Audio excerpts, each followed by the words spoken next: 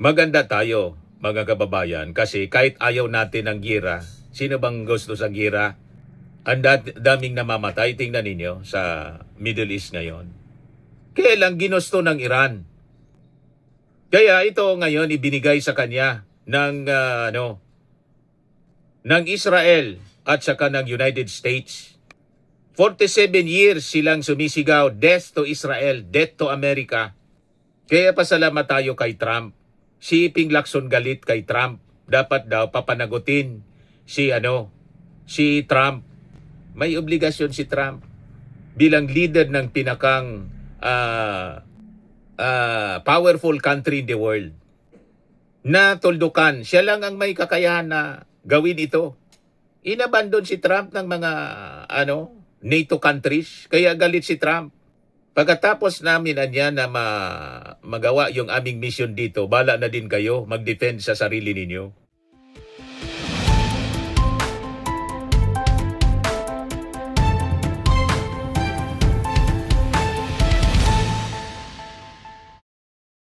Hello po mga kababayan, si Dante Maravillas. Ngayon kasi, Huwebes Santo, kaya yung mga discussions natin, kung may relation man siya sa politics o kung ano pang mga balita,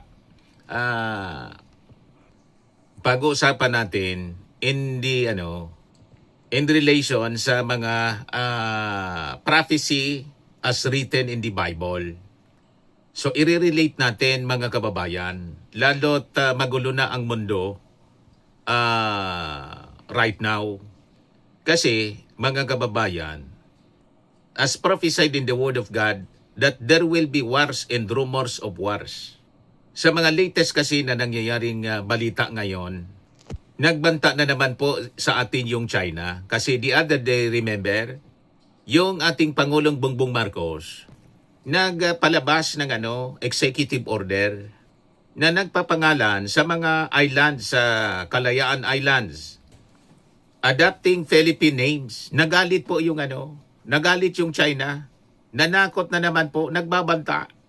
Isabi ko sa inyo, talagang tama po yung prophecy. There will be wars and rumors of wars.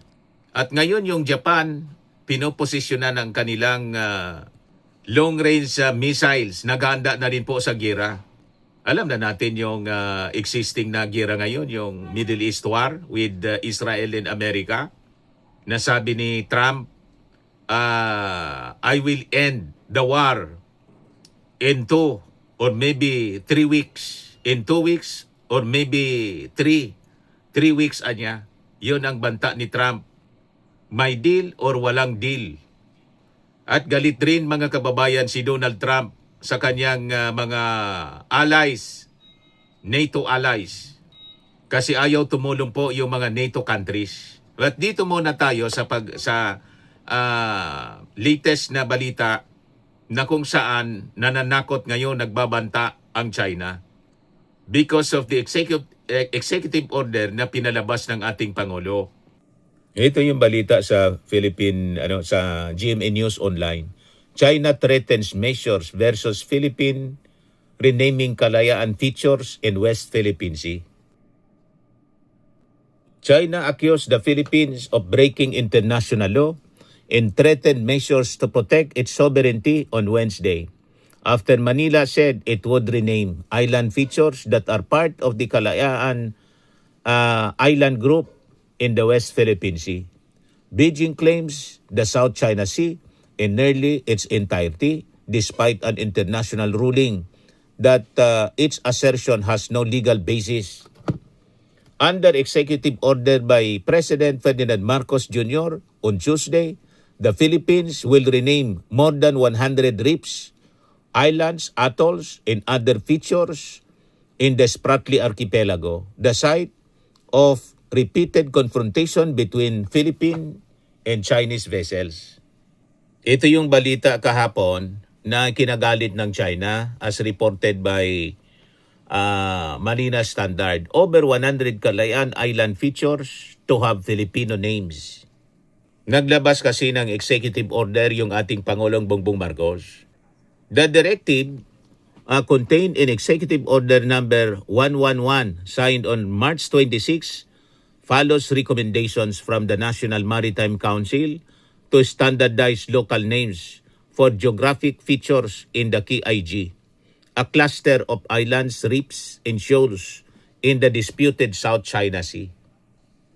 The Council said adopting a uniform set of Philippine names is imperative to ensure efficient administration of the area and to assert the country's sovereign rights in the West Philippine Sea, the portion of the South China Sea claimed by Manila. The order builds on existing maritime laws, including Republic Act number 12064, which designates the waters west of the Philippine archipelago, including the Luzon Sea, Bajo de Masinloc, in the maritime features of the KIG, collectively as the West Philippine Sea. Kaya hindi po magkakamali ang Bible. There will be wars and rumors of wars, mga kababayan. Under the directive, the National Mapping and Resource Information Authority has been tasked to produce and publish updated charts and maps reflecting the newly adopted names. All government agencies, including state-run corporations and financial institutions, are required to use the official names in communications and documents, sabi po sa kautusan ng ating Pangulo. Educational institutions have also been instructed to incorporate the standardized names in the research textbooks and instructional materials. The administration said the move is part of the broader efforts to strengthen governance mechanism and reaffirm the Philippines' territorial claims in the strategically important and resource-rich waters where tensions with the other claimant countries, particularly China, have persisted. Kaya bigla pong nag-react yung China, nagagalit sila at nananakot na naman. So ang tanong, ano niya Mr. Maravillas, tama ba yung ginawa ng ating Pangulo o nanggagatong siya ng gulo? Tama po yung ginawa ng ating Pangulo kasi yan na Kalayaan Island Group, talagang atin yan. Kaya nagkakagulo po kasi yung atin gustong kamkami ng China. Hindi man pwedeng hindi tayo papalag. Di ba po?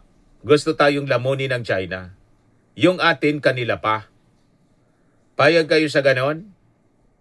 And this is part of the unfolding prophecy, mga kababayan, that there will be wars and rumors of wars.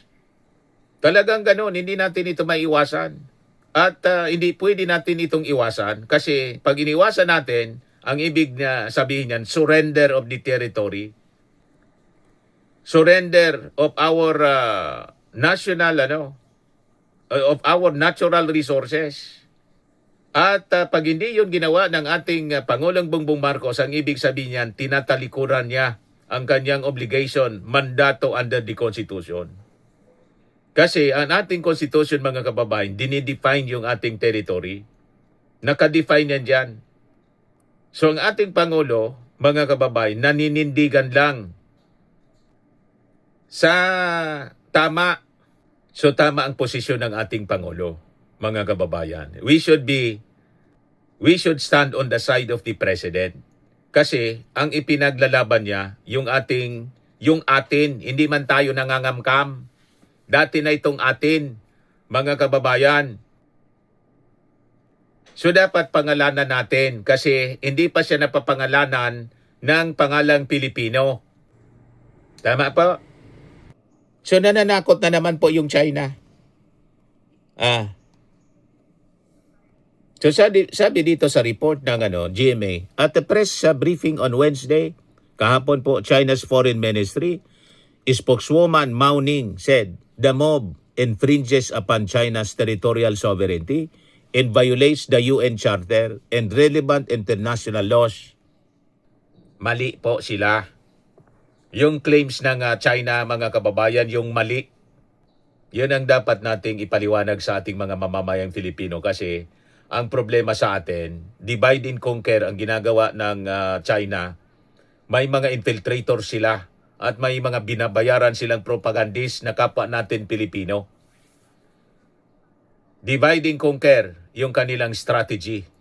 Nilalason yung isipan ng ating mga kababayan para hindi tayo manindigan sa ating karapatan. Huwag tayong maniwala sa kanilang kwento, mga kababayan. At ngayon nga may pag-uusap tungkol sa possible joint exploration ng resources dito sa West Philippine Sea. Ngayon may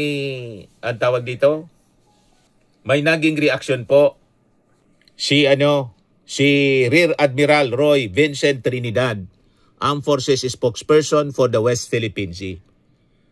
Yan sabi na, the Chinese Communist Party is not a reliable partner on the negotiating table. Historically, we have observed a difference in the way they speak and their actions on the ground. These are facts. These are recorded. So nag-warning yung spokesperson ng ating armed forces. Mas magandang makinig yung ating mga negotiators. Pag-aralan ninyo itong proposal for a joint exploration. Baka mapahamak po tayo sa ganyan. Kasi makikipag-joint exploration ka sa China na may military base na dyan sa West Philippine Sea. Tingin ninyo, alis pa yan dyan? Lalo't may investment sila sa oil exploration. Malamang kami na lahat. So mag-ingat tayo sa pakikipag-deal sa kanila. At yung constitutionality niyan, pag-aralan ninyong mabuti. Kasi under our constitution, yan na lugar na yan, exclusive economic zone. Nang ibig sabihin, exclusive sa atin. Tayo lang dapat. Kaya nga exclusive economic zone. Pag binigay mo yan sa China as for joint exploration, di na exclusive sa atin. Di ba po, mga kababayan? At saka, may military base sila dyan sa island. Sa Kalayaan Island. Tingin ninyo, aalis pa yan? Kaya tama itong naging reaction po ni Rear Admiral Vincent Trinidad. Hindi po mapagkakatiwalaan ang China, mapagsamantala. Yan ang ugali ng mga Chinese communists. The Chinese Communist Party is not a reliable partner on the negotiating table. Historically, we have observed a difference in the way they speak and their actions on the ground. These are facts. These are recorded. Yan ang report ng TV Patrol. Nagbabala ang armed forces na hindi maasahang katuwang ang China sa harap ng posibleng joint oil and gas exploration. Baka mabudol tayo ng China. Unsihan ang style ng China. Iba yung sinasabi sa ginagawa. Di ba? Ganon sila katoso. Hindi mapagkakatiwalaan sa negotiating table. Ang mga communist, ganun po. Baliktad. Kung magsalita, double speak. Ika nga, mga kababayan. Tama itong warning na to. Now, going back doon sa topic natin, may karapatan tayo na pangalanan sa Pilipino itong mga islands na to kasi dati na itong Kalayaan Island Group. Ba't sila nagre-react? Pati yung plano ng Amerika na maglagay ng manufacturing ammunition sa Pilipinas, nag-react yung China. Galit sila. Wala ba tayong karapatan, mga kababayan, na maglagay ng kung anong gusto natin iligay sa ating territory? Anong pakinila kung tayo mag-produce ng ammunition dito sa ating bansa? Ibansa natin ito. Pakialaman nila yung sa kanila. Na-insecure sila? Na-insecure sila, mga kababayan, kasi may masama silang plano sa atin. Kaya abang tayo nagpapalakas, nagagalit sila na tayo nagpapalakas kasi yung kanilang masamang plano hindi na matutuloy pag tayo'y malakas. Gusto nila mahina tayo. Kaya nga yung mga propagandista nila noon, nung may military base, pinalayas, in-infiltrate yung politika, ginulo, during the time of Aquino, ni Cory Aquino. Di ba? In-infiltrate po yung politika. Kasi nga si Cory Aquino, Chinese blood. Si Cardinal Sin, Chinese blood. ginamit, mga kababayan, para palayasin yung American base natin dito. Siniraan ng siniraan. After na mawala yung American bases, ayon, sila yung nag-establish, mga kababayan, ng base militar. Nag-construct sila ng mga artificial islands. Anong ginawa nila? Niloko po tayo. Ano sabi nila sa una? Silungan lang ng mga mangingisda. Yun pala yung ultimate plan nila. Yan ang minimin ni Rear Admiral Trinidad. Manloloko po eh. Ang plano pala mag-establish, mga kababayan, ng military base. Sabi nila una, silungan lang ng mangingisda. Magtitiwala pa kayo? And this time, pati yung ating pagpangalan sa mga islands natin sa Pilipino, galit sila, nangingialam. Yan sabi dyan China firmly opposes the Philippines undermining China's sovereignty and rights in interest and will take necessary measures to resolutely safeguard its territorial sovereignty. Pati pala yun sa kanila na. In maritime rights in interest in the South China Sea.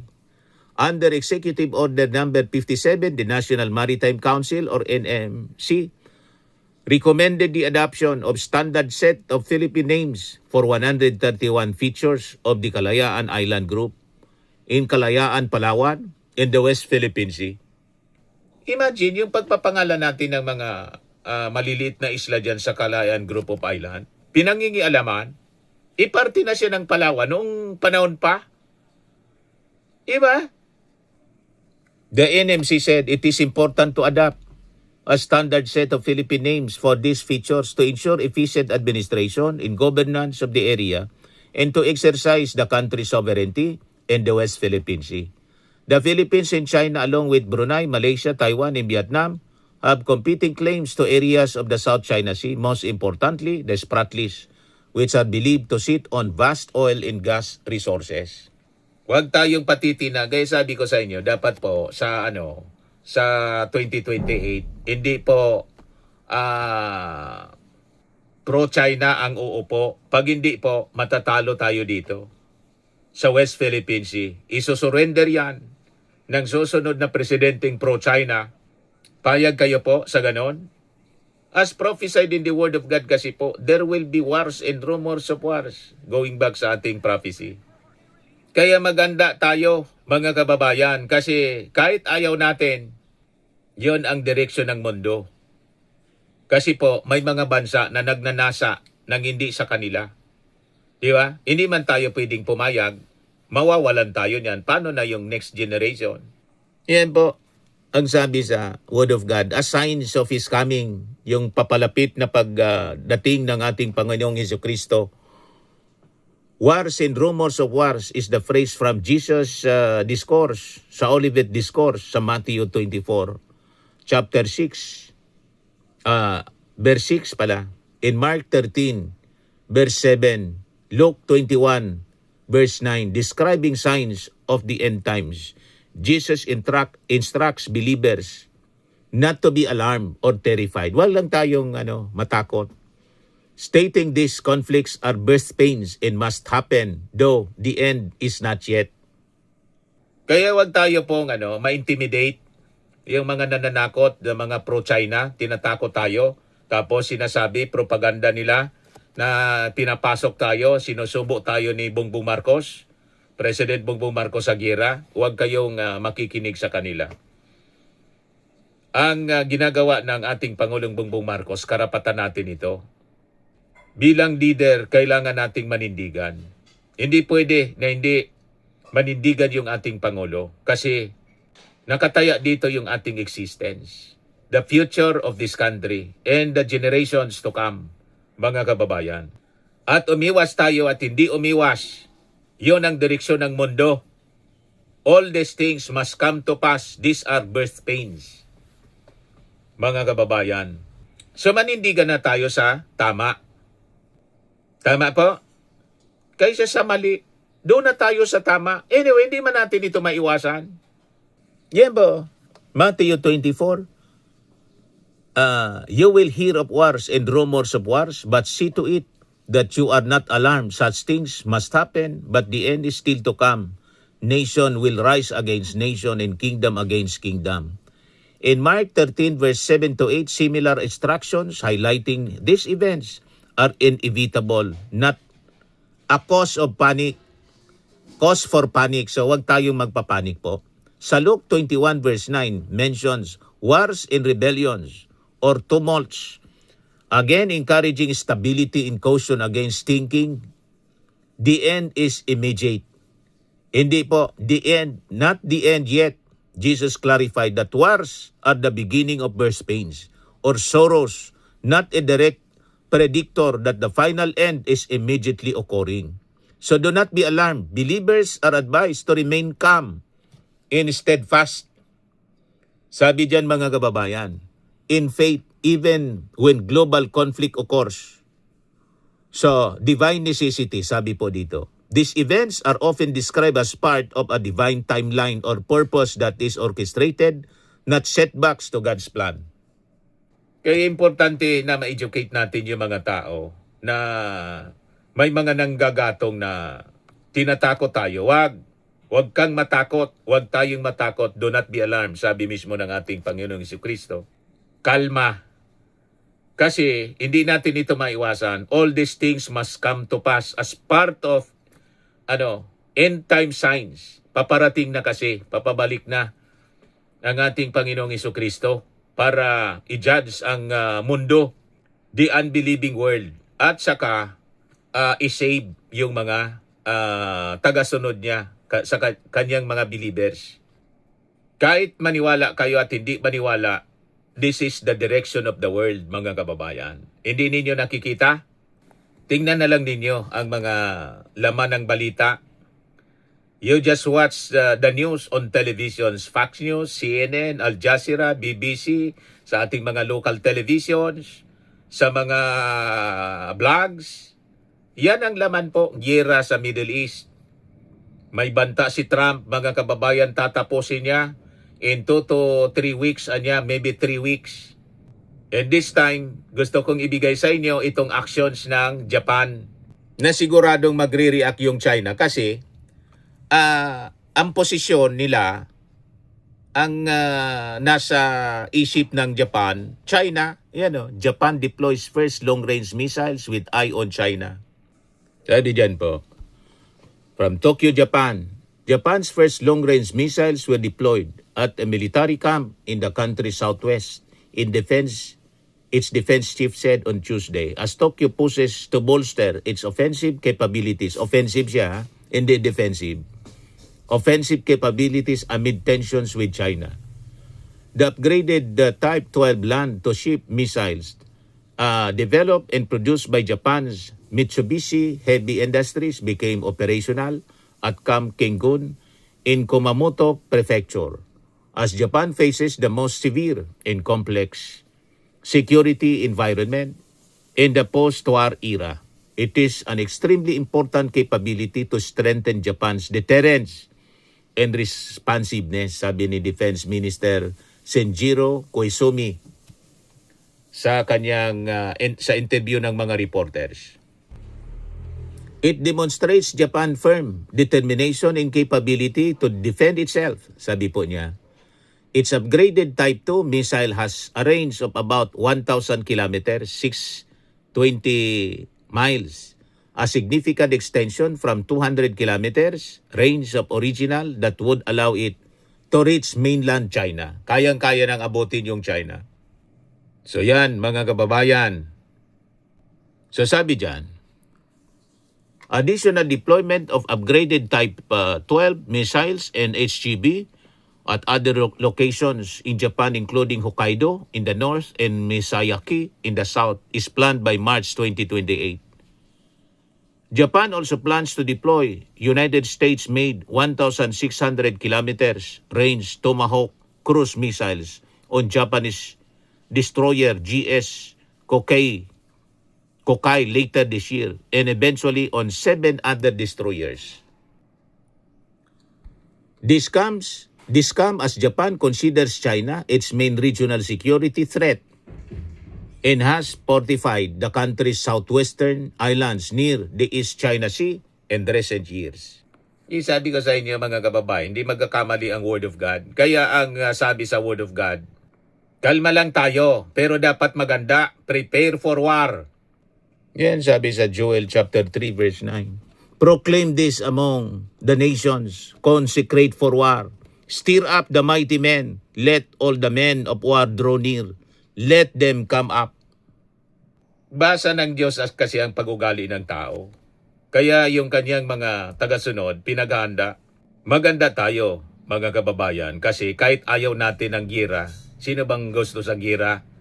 Ang daming namamatay, tingnan ninyo sa Middle East ngayon. Kailang ginusto ng Iran. Kaya ito ngayon ibinigay sa kanya ng ng Israel at saka ng United States. 47 years silang sumisigaw, death to Israel, death to America. Kaya pasalamat tayo kay Trump. Si Ping Lacson galit kay Trump. Dapat daw papanagutin si Trump. May obligasyon si Trump bilang leader ng pinakang powerful country in the world. Na tuldukan, siya lang ang may kakayahan na gawin ito. Inabandon si Trump ng mga NATO countries, kaya galit si Trump. Pagkatapos namin na magawa yung aming mission dito, bala na din kayo mag-defend sa sarili ninyo.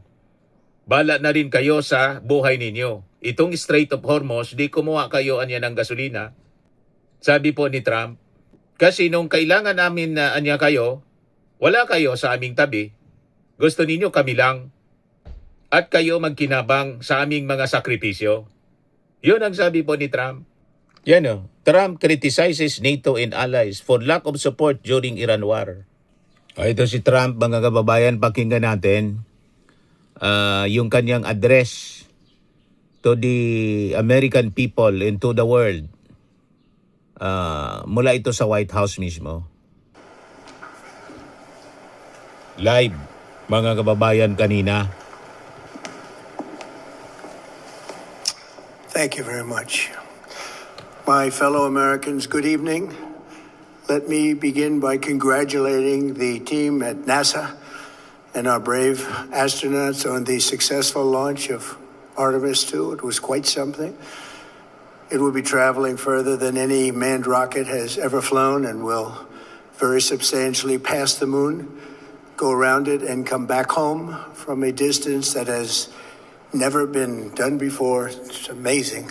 We are on the way. God bless them. These are brave people. Artemis 2, We want mission God to the moon for bless 10 those days. 4 unbelievable Hindi man siya astronauts. lalapag doon sa moon. As we speak this evening, it's been just 10-day 1 mission month po siya. since the United States began Operation Epic Fury, targeting the world's #1 state sponsor of terror, Iran. In these past 4 weeks, our armed forces have delivered swift, decisive, overwhelming victories on the battlefield. Victories like few people have ever seen before. Tonight, Iran's navy is gone. Their air force is in ruins.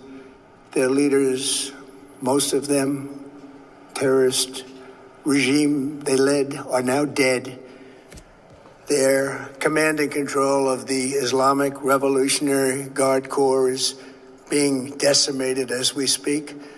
Their ability to launch missiles and drones is dramatically curtailed, and their weapons, factories, and rocket launchers are being blown to pieces. Massive amounts of oil and gas, the second largest reserves on Earth after the United States of America. We're now totally independent of the Middle East, and yet we are there to help. We don't have to be there. We don't need their oil. We don't need anything they have, but we're there to help our allies. Tonight, I want to provide an update on the tremendous progress our warriors have made in Iran and discuss why Operation Epic Fury is necessary for the safety of America and the security of the free world. From the very first day I announced my campaign for president in 2015, I have vowed that I would never allow Iran to have a nuclear weapon. This regime has been chanting death to America, death to Israel for 47 years. These were behind the murder of 241 Americans in the Marine barracks bombing in Beirut, the slaughter of hundreds of our service members with roadside bombs. They were involved in the attack on the USS Cole, and they carried out the countless other heinous acts, including the just horrible, bloody atrocities of October 7th in Israel, something that most people have never seen anything like it. This murderous regime also recently killed 45,000 of their own people who were protesting in Iran. 45,000 dead. For these terrorists to have nuclear weapons would be an intolerable threat. The most violent and thuggish regime on earth would be free to carry out their campaigns of terror, coercion, conquest, and mass murder from behind a nuclear shield. I will never let that happen, and neither should any of our past presidents. This situation has been going on for 47 years and should have been handled long before I arrived in office. I did many things during my 2 terms in office to stop the quest for nuclear weapons by Iran first, and perhaps most importantly, I killed General Qasem Soleimani in my first term. He was an evil genius, brilliant person, a horrible human being, however, the father of the roadside bomb, and he lived just horrible what he did. Iran would have been perhaps in far better, stronger position. He lived, we would have had probably a different conversation tonight. But you know what? We'd still be winning and winning big. And then very importantly, I terminated Barack Hussein Obama's Iran nuclear deal, a disaster. Obama gave them $1.7 billion in cash, green cash, took it out of banks from Virginia, D.C., and Maryland, all the cash they had. He flew it by airplanes in an attempt to buy their respect and loyalty, but it didn't work. They laughed at our president and went on with their mission to have a nuclear bomb. His Iran deal would have led to a colossal arsenal of massive nuclear weapons for Iran, and they would have had them years ago, and they would have used them. It would have been a different world. There would have been no Middle East and no Israel right now, in my opinion, the opinion of a lot of great experts. Had I not terminated that terrible deal, I was so honored to do it. I was so proud to do it. It was so bad right from the beginning. Essentially, I did what no other president was willing to do. They made mistakes, and I am correcting them. My first preference was always the path of diplomacy, yet the regime continued their relentless quest for nuclear weapons and rejected every attempt at an agreement. For this reason, in June, I ordered a strike on Iran's key nuclear facilities, an Operation Midnight Hammer. Nobody's ever seen anything like it. Those beautiful B-2 bombers performed magnificently. We totally obliterated those nuclear sites. The regime then sought to rebuild their nuclear program at a totally different location, making clear they had no intention of abandoning their pursuit of nuclear weapons. They were also rapidly building a vast stockpile of conventional ballistic missiles and would soon have had missiles that could reach the American homeland, Europe, and virtually any other place on Earth. Iran's strategy was so obvious. Produce as many missiles as possible, and they did, with the longest range possible. They had some weapons that nobody believed they had. We just learned that out. We took them out. We took them all out so that no one would really dare stop them. And their race for a nuclear bomb, a nuclear weapon like nobody's ever seen before. They were right at the doorstep. For years, everyone has said that Iran cannot have nuclear weapons, but in the end, those are just words if you're not willing to take action when the time comes. As I stated in my announcement of Operation Epic Fury, our objectives are very simple and clear. We are systematically dismantling the regime's ability to threaten America or project power outside of their borders. That means eliminating Iran's navy, which is now absolutely destroyed, hurting their air force and their missile program at levels never seen before, and annihilating their defense industrial base. We've done all of it. Their navy is gone. Their air force is gone. Their missiles are just about used up or beaten. Taken together, these actions will cripple Iran military, crush their ability to support terrorist proxies, and deny them the ability to build a nuclear bomb. Our armed forces have been extraordinary. There's never been anything like it militarily. Everyone is talking about it, and tonight I'm pleased to say that these core strategic objectives are nearing completion. As we celebrate this progress, we think especially of the 13 American warriors who have laid down their lives in this fight to prevent our children from ever having to face a nuclear Iran. Twice this past month, I've traveled to Dover Air Force, and it's been something. I wanted to be with those heroes as they return to American soil, and I was with them and their families, their wives, their husbands. We salute them, and now we must honor them by completing the mission for which they gave their lives. And every single one of the people, their loved ones said, "Please, sir, please finish the job." Every one of them. And we are going to finish the job, and we're going to finish it very fast. We're getting very close. I want to thank our allies in the Middle East, Israel, Saudi Arabia, Qatar, the UAE, Kuwait, and Bahrain. They've been great, and we will not let them get hurt or fail in any way, shape, or form. Many Americans have been concerned to see the recent rise in gasoline prices here at home. This short-term increase has been entirely the result of the Iranian regime launching deranged terror attacks against commercial oil tankers in neighboring countries that have nothing to do with the conflict. This is yet more proof that Iran can never be trusted with nuclear weapons. They will use them, and they will use them quickly. It would lead to decades of extortion, economic pain, and instability worse than we can ever imagine. The United States has never been better prepared economically to confront this threat. You all know that. We built the strongest economy in history.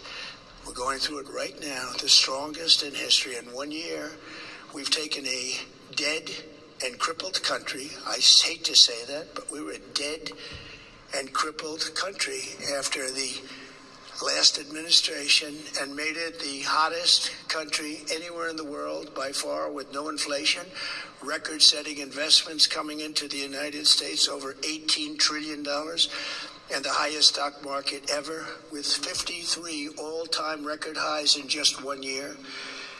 It all positioned us to get rid of a cancer that has long simmered. It's known as the nuclear Iran, and they didn't know what was coming. They've never imagined it. Remember, because of our Drill Baby Drill program, America has plenty of gas. We have so much gas. Under my leadership, we are #1 producer of oil and gas on the planet, without even discussing the millions of barrels that we're getting from Venezuela. Because of the Trump administration's policies, we produce more oil and gas than Saudi Arabia and Russia combined. Think of that, Saudi Arabia and Russia combined. And that number will soon be substantially higher than that. There's no country like us anywhere in the world, and we're in great shape for the future. The United States imports almost no Hormuz Strait and won't be taking any in the future. We don't need it. We haven't needed it, and we don't need it. We completely decimated Iran. They are decimated, both militarily and economically and in every other way. And the countries of the world that do receive oil through the Hormuz Strait must take care of that passage. They must cherish it. They must grab it and cherish it. They can do it easily. We will be helpful, but they should take the lead in protecting the oil that they so desperately depend on. So to those countries that can't get fuel, many of which refused to get involved in the decapitation of Iran. We had to do it ourselves. Bahala niya I kayo have a sa buhay suggestion. ninyo. Number one, Do buy it oil yourself. from the United States of America. We have plenty. We have so Ayaw much. ninyong And tumulong. number two, build up some delayed courage. Should have done it before. Should have done it with us, as we asked. Go to the strait and just take it, protect it, use it for yourselves. Iran has been essentially decimated. The hard part is done, so it should be easy. And in any event, when this conflict is over, the strait will open up naturally. It'll just open up naturally. They're going to want to be able to sell oil because that's all they have to try and rebuild. It will resume the flowing and the gas prices will rapidly come back down. Stock prices will rapidly go back up. They haven't come down very much. Babagsakan niya pag They came nabuksan na down a siya. little bit, but they've had some very good days over the last couple of days. We've done actually much better than I thought. Babagsak But we yung had to presyo take that ng little journey petroleum. to Iran to get rid of this horrible threat. With our historic tax cuts, where people are just now talking about receiving larger refunds than they ever thought possible. They are getting so much more money than they thought. That's from the great big beautiful bill. Our economy is strong and improving by the day, and it will soon be roaring back like never before. It will top the levels that it was a month ago. I've made clear from the beginning of Operation Epic Fury that we will continue until our objectives are fully achieved. Thanks to the progress we've made, I can say tonight that we are on track to complete all of America's military objectives shortly, very shortly. We're going to hit them extremely hard over the next 2 to 3 weeks. We're going to bring them back to the Stone Ages where they belong. In the meantime, Stone discussions Age. are ongoing. Regime change was not our goal. We never said regime change, but regime change has occurred because of all of their original leaders' death. They will be They're all reduced dead. to Stone Age, sabi Their ni Trump. group is less radical and much more reasonable. Yet if during this period of time no deal is made, we have our eyes on key targets. If there is no deal, we are going to hit each and every one of their electric generating plants very hard and probably simultaneously. We have not hit their oil, even though that's the easiest target of all, because it would not give them even a small chance of survival or rebuilding. But we could hit it, and it would be gone, and there's not a thing they could do about it. They have no anti-aircraft equipment. Their radar is 100% annihilated. We are unstoppable as a military force. The nuclear sites that we obliterated with the B-2 bombers have been hit so hard that it would take months to get near the nuclear dust, and we have it under intense satellite surveillance and control. If we see them make a move, even a move for it, we'll hit them with missiles very hard again.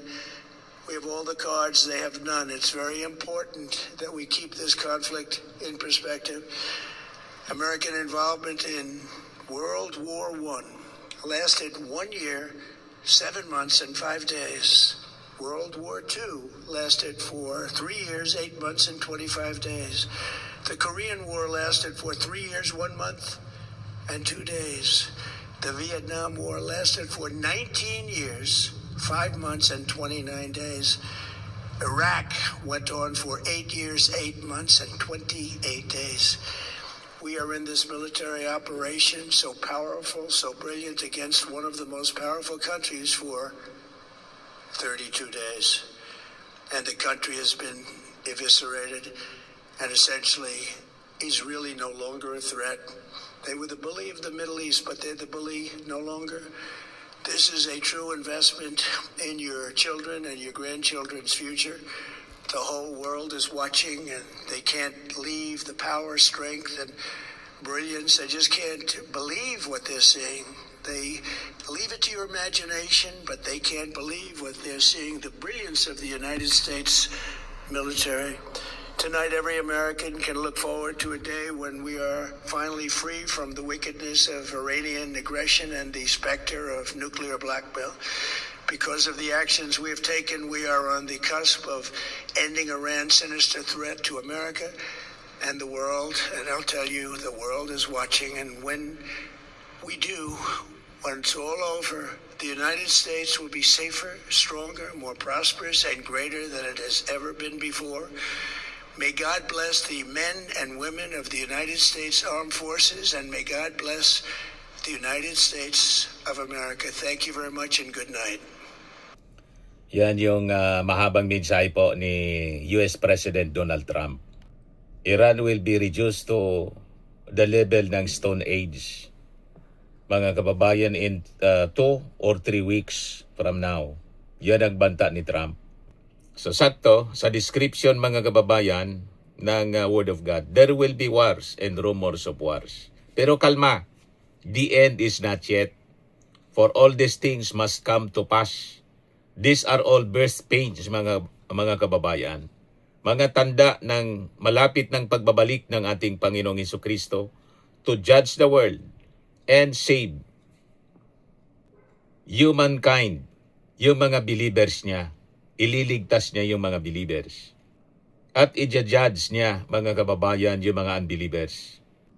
Sa mga naghanap ng malinis and spacious fitness gym, pumunta lang po kayo sa aming Colossal Fitness Gym. We also offer Grab Car Rental with our brand new 2023 model ng Toyota Innova.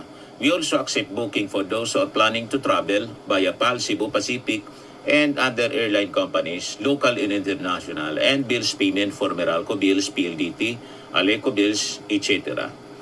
Ang Colossal Fitness Gym is located at 3rd floor Security Bank Building, Landco Business Park, Legazpi City, Albay. For inquiries, look for Chilon Maravillas. Contact number 0966-802-0949. Yan yung aming Innova. Lagi na pong matao sa amin. Pati mga foreigners po, tingnan ninyo. Mga British tourists sila. Ang lalaki ng katawan na, mga kababayan, nag-gym sa amin. Ito naman po, Indian National. Ito mga mga European sila. Ito naman yung bago naming product na binibenta online, iGlow Serum. Whitening po siya galing sa South Korea. Tingnan ninyo yung epekto sa aking anak na architect entrepreneur, Riz Maravillas. For inquiries, look for Riz Maravillas on FB. Ito naman po, Firmax Firming and Lifting Cream, pinapahid sa mga pulses in other affected area. Ayon po ito sa mga pains at paninigas na mga kasukasuan. Ito po, Automax Radiant Serum. Sa mukha naman yung application. Anti-aging po siya. You will look 10 years younger than your age. Ito naman po yung bagong product naming binibenta online. I am worldwide amazing pure organic barley powder drink mix from Australia. Mainam po ito sa mga cancer patients. Tingnan niyo yung pasyente mga kababayan. Cancer free na po siya ngayon. Siya si Yuli Tan, isang ovarian cancer survivor. Barley did not just save my life, sabi po niya. It gave me a new life. In 2019, Yuli faced the fight of her life through surgery and harsh chemotherapy. I am worldwide amazing pure organic barley became her source of strength. It boosted her immune system when she needed it most and gave her the energy to keep going. 100% organic siya, immune system booster, trusted by survivors. Sa mga inquiries ninyo and orders, dumiretso na lang kayo sa Facebook account ng aking anak na architect entrepreneur Riz Maravillas. Sa mga mahilig naman po sa mga imported bags and wallets, dumiretso na lang kayo kay Ma'am Eileen Rosales. Eileen Closet, nakabase siya po sa Amerika. Yan yung kanyang online selling, mga kababayan. Every Sunday, 7 o'clock in the evening, Philippine time. Sa mga mahilig naman po sa mga imported bags, mga imported. sa mahilig naman po magpa-spa, try ninyo po dito sa Pamper City by OMG, the Medical Aesthetics and Wellness Center. Matatagpuan sa Asiana City, Parañaque City, Metro Manila. Pamper City by OMG, your luxury escape.